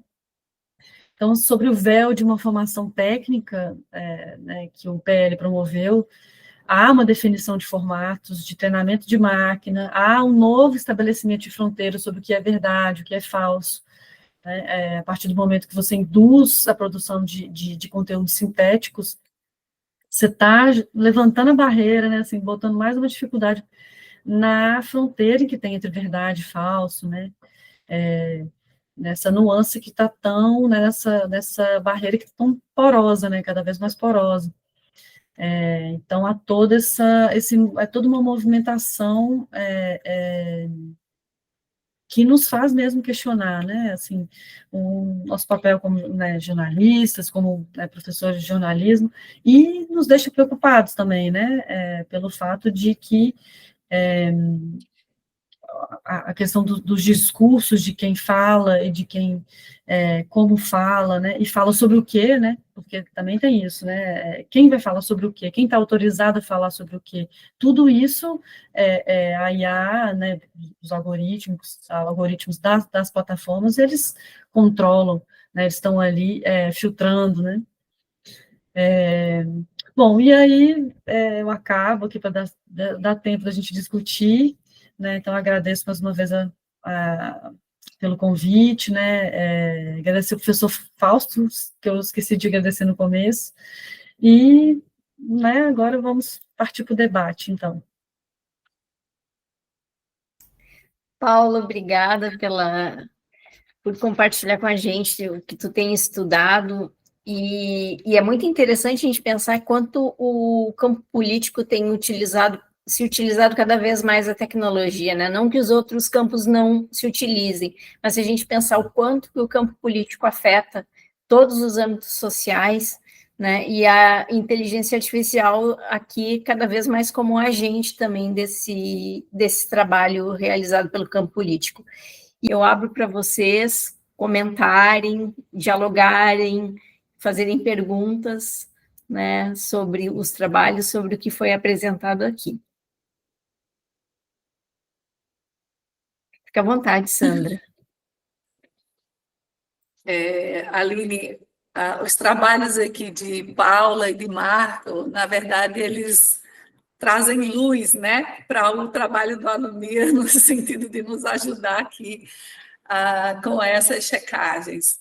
Olha só, eu estava pensando aqui, quando Paula estava aí apresentando a questão das figuras públicas, né, eu acho que era interessante fazer a gente lembrar aqui também as Big Techs atuando em conjunto com as forças militares, né, formando aí uma aliança antidemocrática, muito perigosa, né, porque a guerra virando essa unidade de negócio mesmo, né, das Big Techs. Eu acho que isso é muito, muito complicado e muito perigoso, né?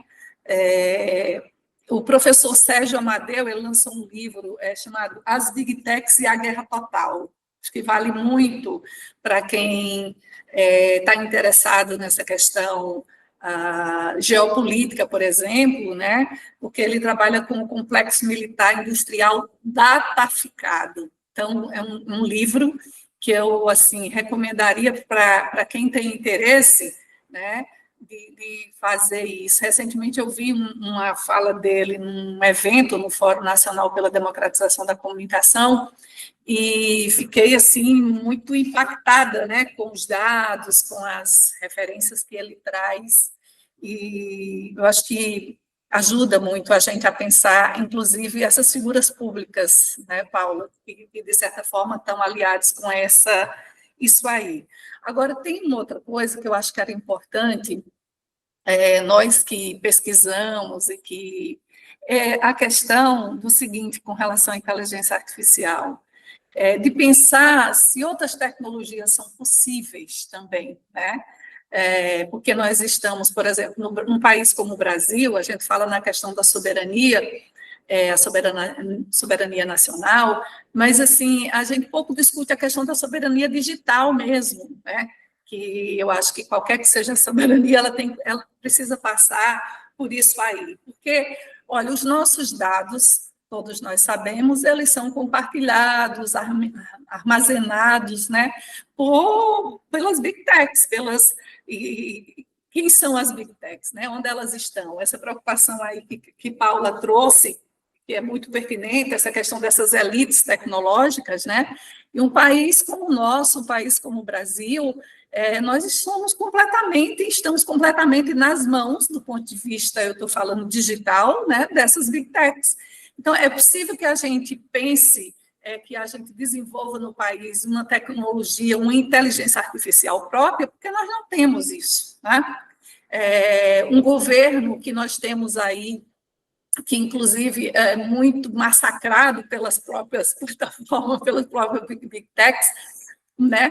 Então, eu acho que está na hora, ou passando da hora, né, da gente, no Brasil, a gente pensar mais essas questões da IA, né? Da IA, passando por essa questão da soberania digital. Eu acho que se a gente não discute isso, se a gente não pensa no investimento de políticas públicas, inclusive para essa questão do desenvolvimento da nossa própria tecnologia, nós vamos ficar, eu acho que assim, sabe, é muito difícil a gente mudar o mundo também, né, se a gente não tiver aí as nossas próprias também.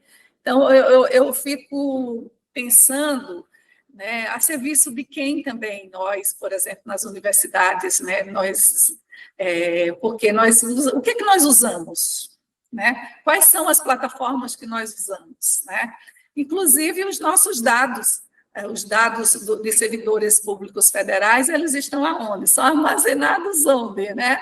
Então, assim, nós somos completamente descobertos nesse sentido. E eu fico pensando aqui no laboratório mesmo, né, que nós trabalhamos, a que serviço? Né? Eu acho que a gente fica discutindo um pouco isso. Por exemplo, os movimentos sociais, né? Nós estamos pensando muito de que forma a gente pode trabalhar com eles, com a participação social, com a participação popular. Enfim, eu acho que é preciso se pensar em outras tecnologias, né? E entenda o que eu estou falando, aquilo que for possível, mas eu acho que a discussão da soberania digital é um ponto que a gente precisa muito se debruçar, sabe, pessoal? Eu acho que todas as outras questões, pelo menos em um país como o nosso, passa por isso. Do contrário, o jantar vai continuar acontecendo, né, com as figuras públicas, cada vez mais essa relação se estreitando, E a gente sabe, por trás de tudo isso, esses interesses. Então, eu acho que é bom a gente ficar muito ligado nesse antidiscurso, né? Para a gente também poder ver de que forma a gente pode contribuir com o debate ou o desenvolvimento de aplicativos, ferramentas que possam também ter a nossa marca, né? A nossa cara também. É isso. Tudo bom. Aline, Sandra, Paula, assim, muito enriquecedoras. Parece que houve um casamento, um se somando ao outro, e principalmente dentro de preocupações que são muito caras à comunicação, mas principalmente ao amanhã, né? Eu acho que esse porvir nos deixa um pouco que inquietos, né? Sandra, me lembro que na tua apresentação, dentro das intenções do Alumia, você falou muito de educação midiática, que eu acho que é algo que também me deixa um tanto que inquieto. Dentro desse processo, buscando entender, por exemplo, aquele estudante que inicia a graduação em jornalismo, por exemplo, na disciplina de Introdução à Comunicação. E quando você chega perto deles, meus jovens, quantos de vocês assistem um telejornal, ouvem um rádio local, um noticiário, um portal? Metade da turma não levanta a mão, outra metade levanta, alguém faz, eu só acompanho os portais. Que portais? Qual tipo de enviesamento, qual viés, né, que está sendo direcionado? E, ao mesmo tempo, a gente pensando justamente isso, já que temos um desafio lá na educação superior, outro que ainda é latente é a educação básica, né? Temos aí uma BNCC, né, que colocou em 2018, dentro desse processo de letramento midiático, alunos do 6º ano que vão construir uma notícia. O que é uma notícia? Eu me deparei isso no meu estágio em língua portuguesa com crianças do 6º ano, em que o professor estava ali diante de um material que é produzido, que tem um local de produção, que geralmente é o eixo sul e sudeste do país, que traz uma notícia pronta, falando sobre tartarugas marinhas, mas não contextualiza com o Nordeste brasileiro, só traz tudo lá do Rio de Janeiro. E o desafio de trabalharmos esse letramento midiático com crianças de 11 a 12 anos de idade, que, por sua vez, vão para o ensino médio e que chegam no ensino superior com essas defasagens, né? E, principalmente, sem conseguir qualificar, ou aquilo que a Paula coloca aqui para a gente, esse trabalho de qualificação discursiva, né? Como não cair em fake news se nós não conseguimos trabalhar isso nas bases? E aí vem o desafio, né? Quem é esse professor? É o professor que tem 2 vínculos, tanto no estado como no município, né? Ele dá, pela manhã, 2 aulas no 6º ano, à tarde dá também 4 aulas no 6º ano no estado, outro no município, é o mesmo livro. Então, ele faz cópias, ele replica informações.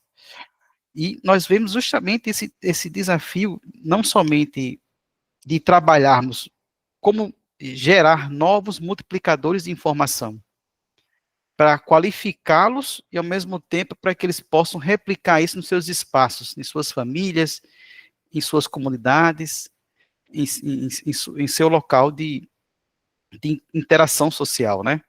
E aí eu venho justamente isso, né? E discutindo já com os alunos do 6º período, né? Era justamente isso. Qual é o papel, né, do jornalista, do futuro jornalista, e principalmente do estudante de comunicação, né? Eu lançava essas perguntas: jovens, vamos entrar de recesso agora, 1 mês, mas não passem 1 mês maratonando séries.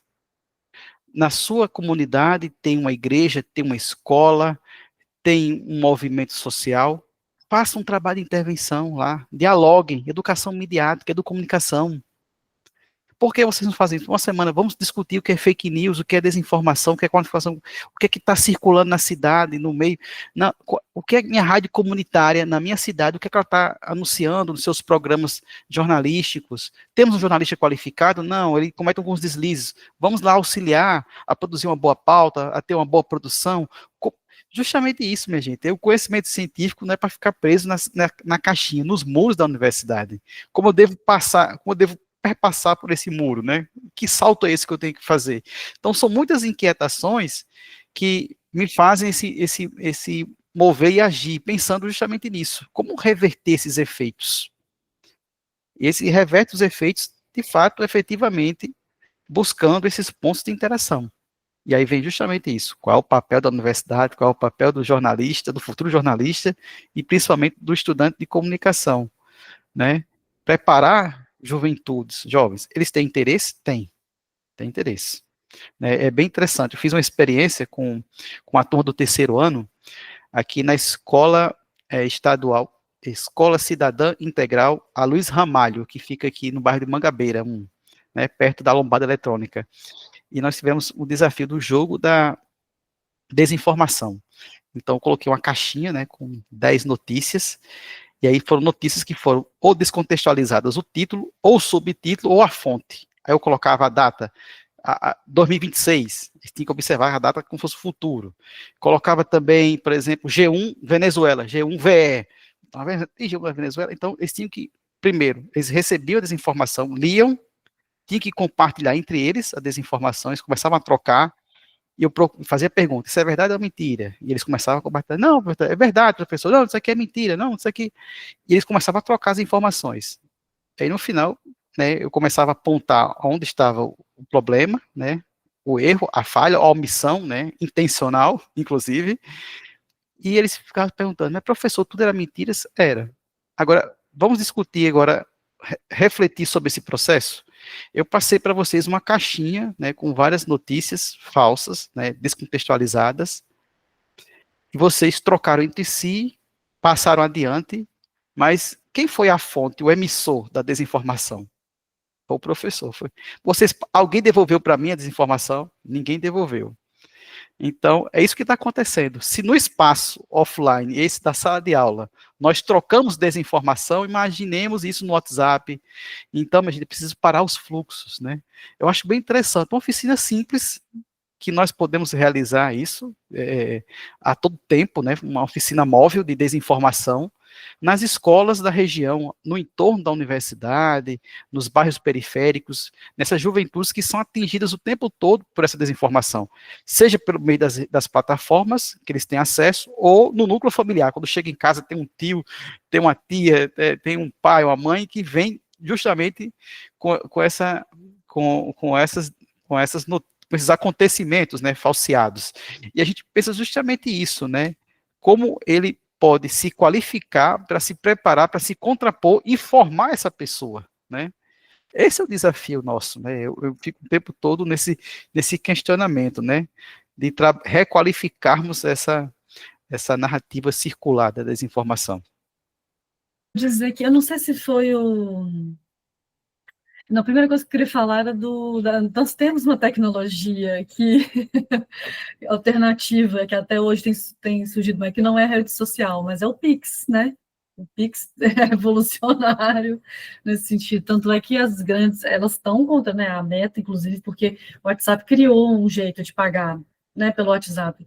E não fez sucesso no Brasil, porque a gente tem o Pix, né? Então, assim, a gente tem, né, o Brasil é o país das gambiarras, a gente tem uma outra ali, mas de fato a gente tem que pensar, porque eu uso Gmail, a gente está aqui no Google Meet, né, vai ser distribuído no YouTube, né, ou seja, eu uso IA muito para tradução, às vezes dá uma corrigida, né, então, assim, né, isso de fato, não acho que é para a gente interromper, né, os usos, mas eu acho que, não sei se foi o Sérgio Amadeu que falou, ou foi algum outro autor, que a gente tem capacidade, por exemplo, a gente tem tecnologia para isso, para ter um WhatsApp, por exemplo, o WhatsApp brasileiro, sabe assim?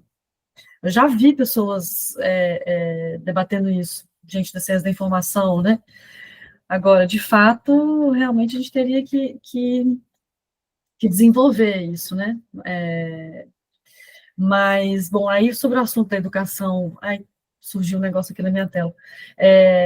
Educação midiática, acho com certeza é um caminho, e bom saber que você está fazendo isso, Marco Antônio. Fico feliz de saber que você está aí nessa frente, porque a gente tenta com os nossos alunos em sala de aula, e é difícil às vezes, eles têm o hábito, por hábito, de usar o chat GPT sem nem pensar antes em nada, ou está com um colega do lado e já está querendo usar, né, sem aproveitar o colega, trocar uma ideia, né.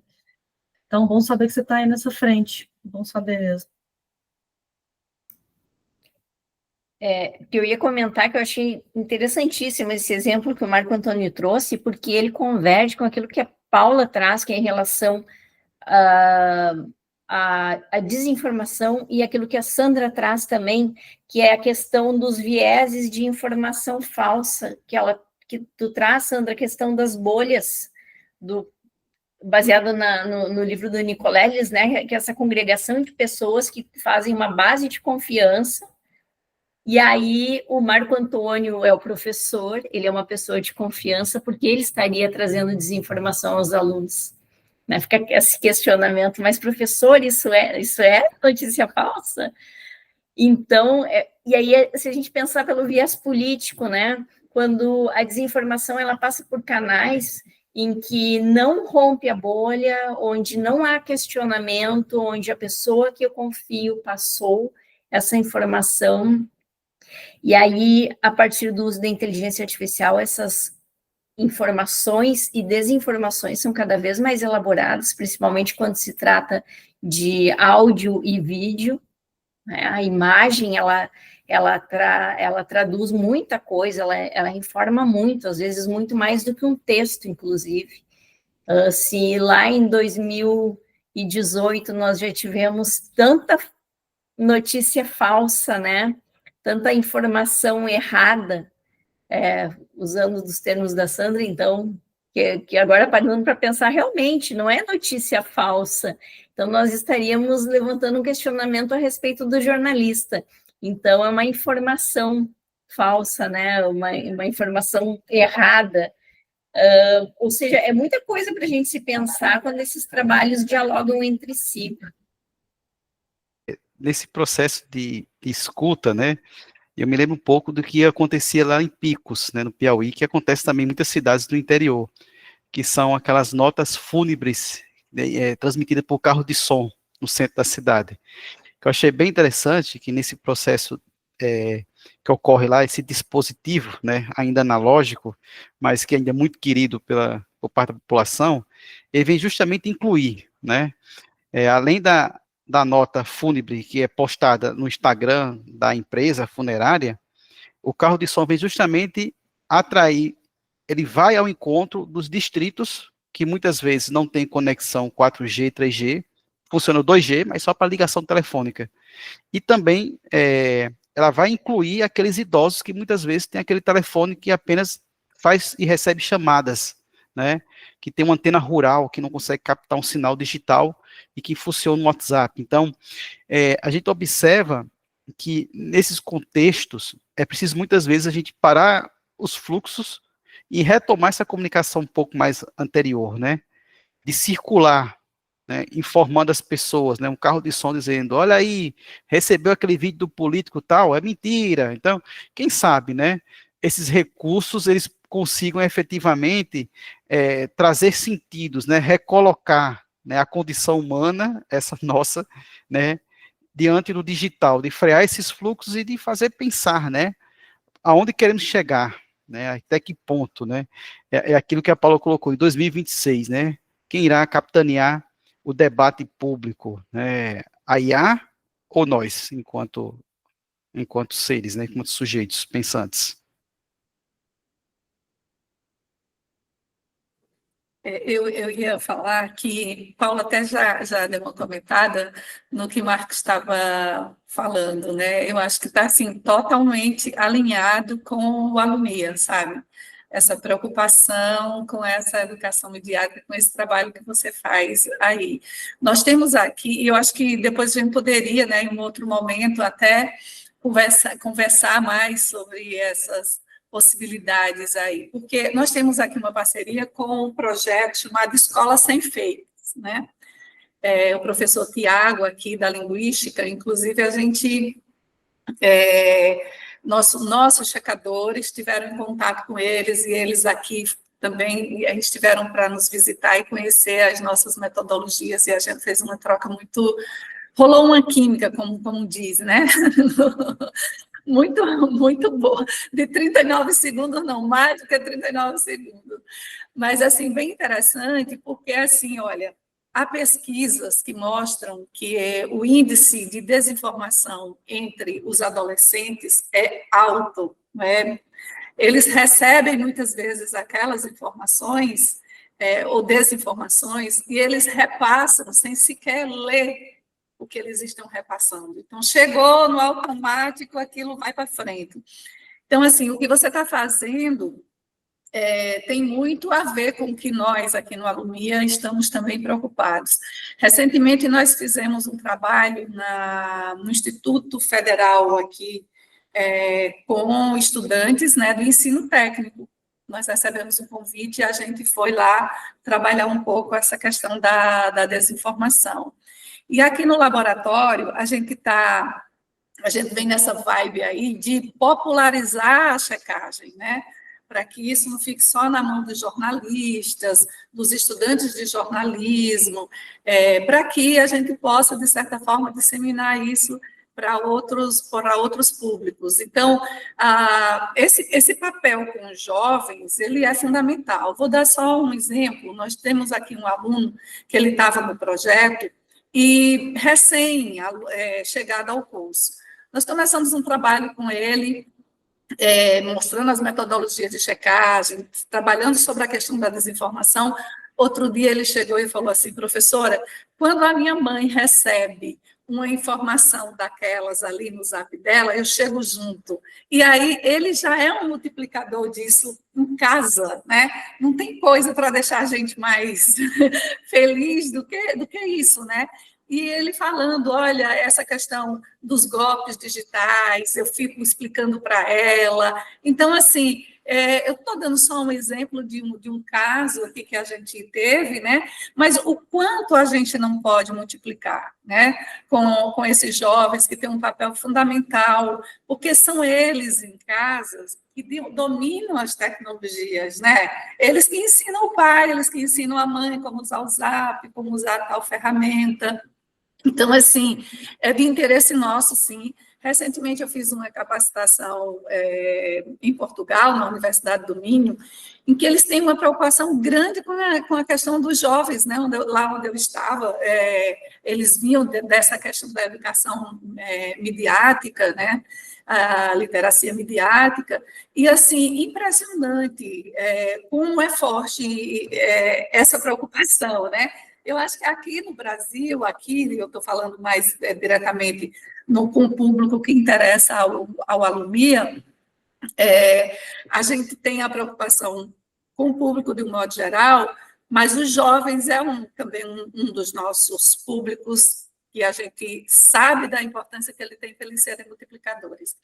Os idosos também, outro público, porque os idosos, eles são muito vulneráveis à questão dos golpes digitais. Não só ele, qualquer pessoa pode ser, mas eles estão sendo muito, né? Então, nós estamos aqui buscando financiamento para o desenvolvimento de uma plataforma de checagem que vai levar o nome do Alumia, né, plataforma do Alumia aí, exatamente para que ela fique disponível, código aberto, para que ela fique disponível para a população, para que a gente possa ir às escolas lá, olha, recebeu tal informação, se tem dúvida, se ela é suspeita, verifica aqui, para que a própria população ela se envolva nisso. Então, assim, parabéns pelo trabalho que você fez aí, que continue fazendo com seus, né, com os estudantes. Eu achei ótima essa ideia do carro de som, achei bem interessante de ressignificar, né, essa mídia. E, assim, aqui no Alumia, nós estamos à disposição para pensar junto aí, né, com quem tiver interesse nessa questão, e a gente poder, inclusive, atuar junto aos jovens, que é um público que, assim, a gente acha imprescindível nesse combate à desinformação. Eles podem ser aliados nossos. Nós temos uma outra questão, que é o seguinte: esses jovens, a maior parte, né, eles vivem nessa questão das plataformas, né, e por onde corre também muita desinformação, né, e a gente precisa contribuir com esse aí de ajudar no combate, né. Então, Eu achei ótimo, sim, o que você está fazendo. Paulo já tinha elogiado aí, e que a gente possa junto trabalhar nisso, tá? Só para complementar, porque eu achei ótimo isso que a Sandra trouxe, o jovem, ele detém, de certa forma, um letramento digital dentro de casa, né? Se a gente pensar em termos de gerações, é o que essas últimas gerações, elas nasceram dentro desse contexto digitalizado, elas vivem isso, né? Então, quando eles passam uma informação para os outros membros da família, se ele que conhece bem tá falando, né? Não, claro, não vamos generalizar, mas se a gente pensar em termos sociais, assim, em termos amplos, geralmente é o que detém o letramento e saberia do que está falando. A gente já está se aproximando do final, em razão do nosso tempo. Eu não sei se algum de vocês gostaria ainda de fazer alguma colocação. Eu só gostaria aí, no caso do trabalho de Paula, de, assim, vejo também muita relação com o que a gente faz aqui. Eu acho que a gente poderia dar uma aproximada mais, sabe, Paula? Porque eu acho que, assim, por exemplo, você está trabalhando com a questão da economia política, né? Tem toda a ver com essa discussão de Big Techs e tal, e a gente tem interesse aqui também. A questão das eleições, que você mencionou aí, essa preparação desse grupo, que ano que vem a gente vai estar envolvido também com isso, com checagem. Eu acho que depois são trabalhos, aliás, como vocês falaram aqui, dessa mesa, que realmente eles convergem, eles estão bem próximos, né? E o que vocês apresentaram aqui, tanto Paula quanto Marco, como eu falei, lançam luzes, né? Para o Alumia mesmo, nesse nosso trabalho de checagem. Foi muito bom participar aqui com vocês, e eu não sei se já está no finalzinho, que a gente já vai se despedir, Aline, mas, assim, fiquei muito feliz com o convite, né, e sempre com a sua participação, você sempre à frente, desde outros eventos aí, a gente se sente até mais à vontade, se sente um pouco em casa também com esse seu acolhimento. Muito obrigada. Eu também queria agradecer, com certeza, vamos falando mesmo, com certeza. Acho que até não sabia, né, do Marco Antônio, da questão das escolas, né? Acho bem interessante também. O da Lumia eu sempre vejo, acompanho o projeto, né? É o projeto de sucesso aqui do DJ, né, do departamento. Tem muitos alunos participando, né, se envolvendo. Então, vamos aproximar, sim, para discutir, ainda mais chegando às eleições, gente, né, que é preocupante, né?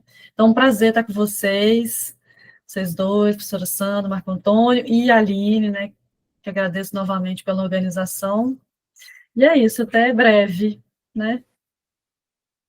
Gostaria também de agradecer a honra, né, da presença dessa mesa, de trocas, não somente essas acadêmicas, epistemológicas, mas também afetivas, que é o fazer do agir, né, acadêmico, né, todos, né, e todas preocupadas justamente com esse amanhã, né, e ao mesmo tempo como mobilizar esforços no sentido de qualificar esse debate, mas para uma prática que seja uma prática sustentada pelo futuro desse país, né?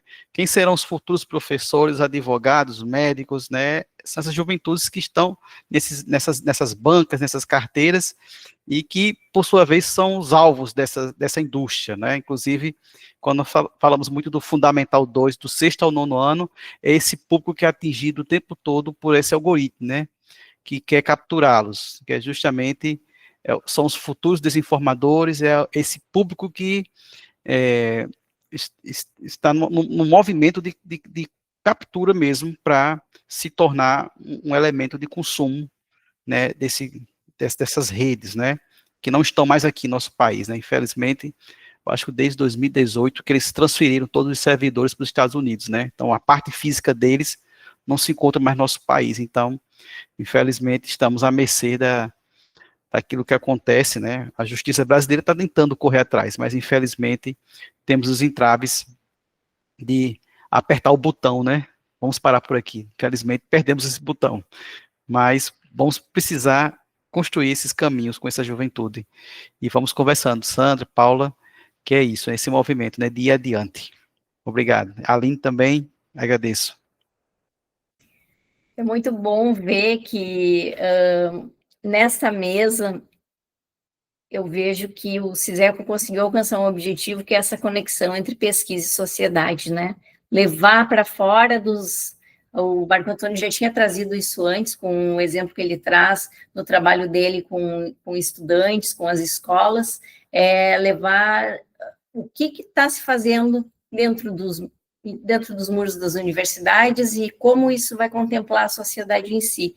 E ver essas conexões entre os trabalhos de vocês e saber que isso ainda pode render novos trabalhos é formidável, né? Se a gente pensar do ponto de vista de pesquisa, daquilo que a gente devolve, daquilo que a gente vê na academia, mas o que é importante mesmo é o resultado disso, o resultado prático do que se faz aqui.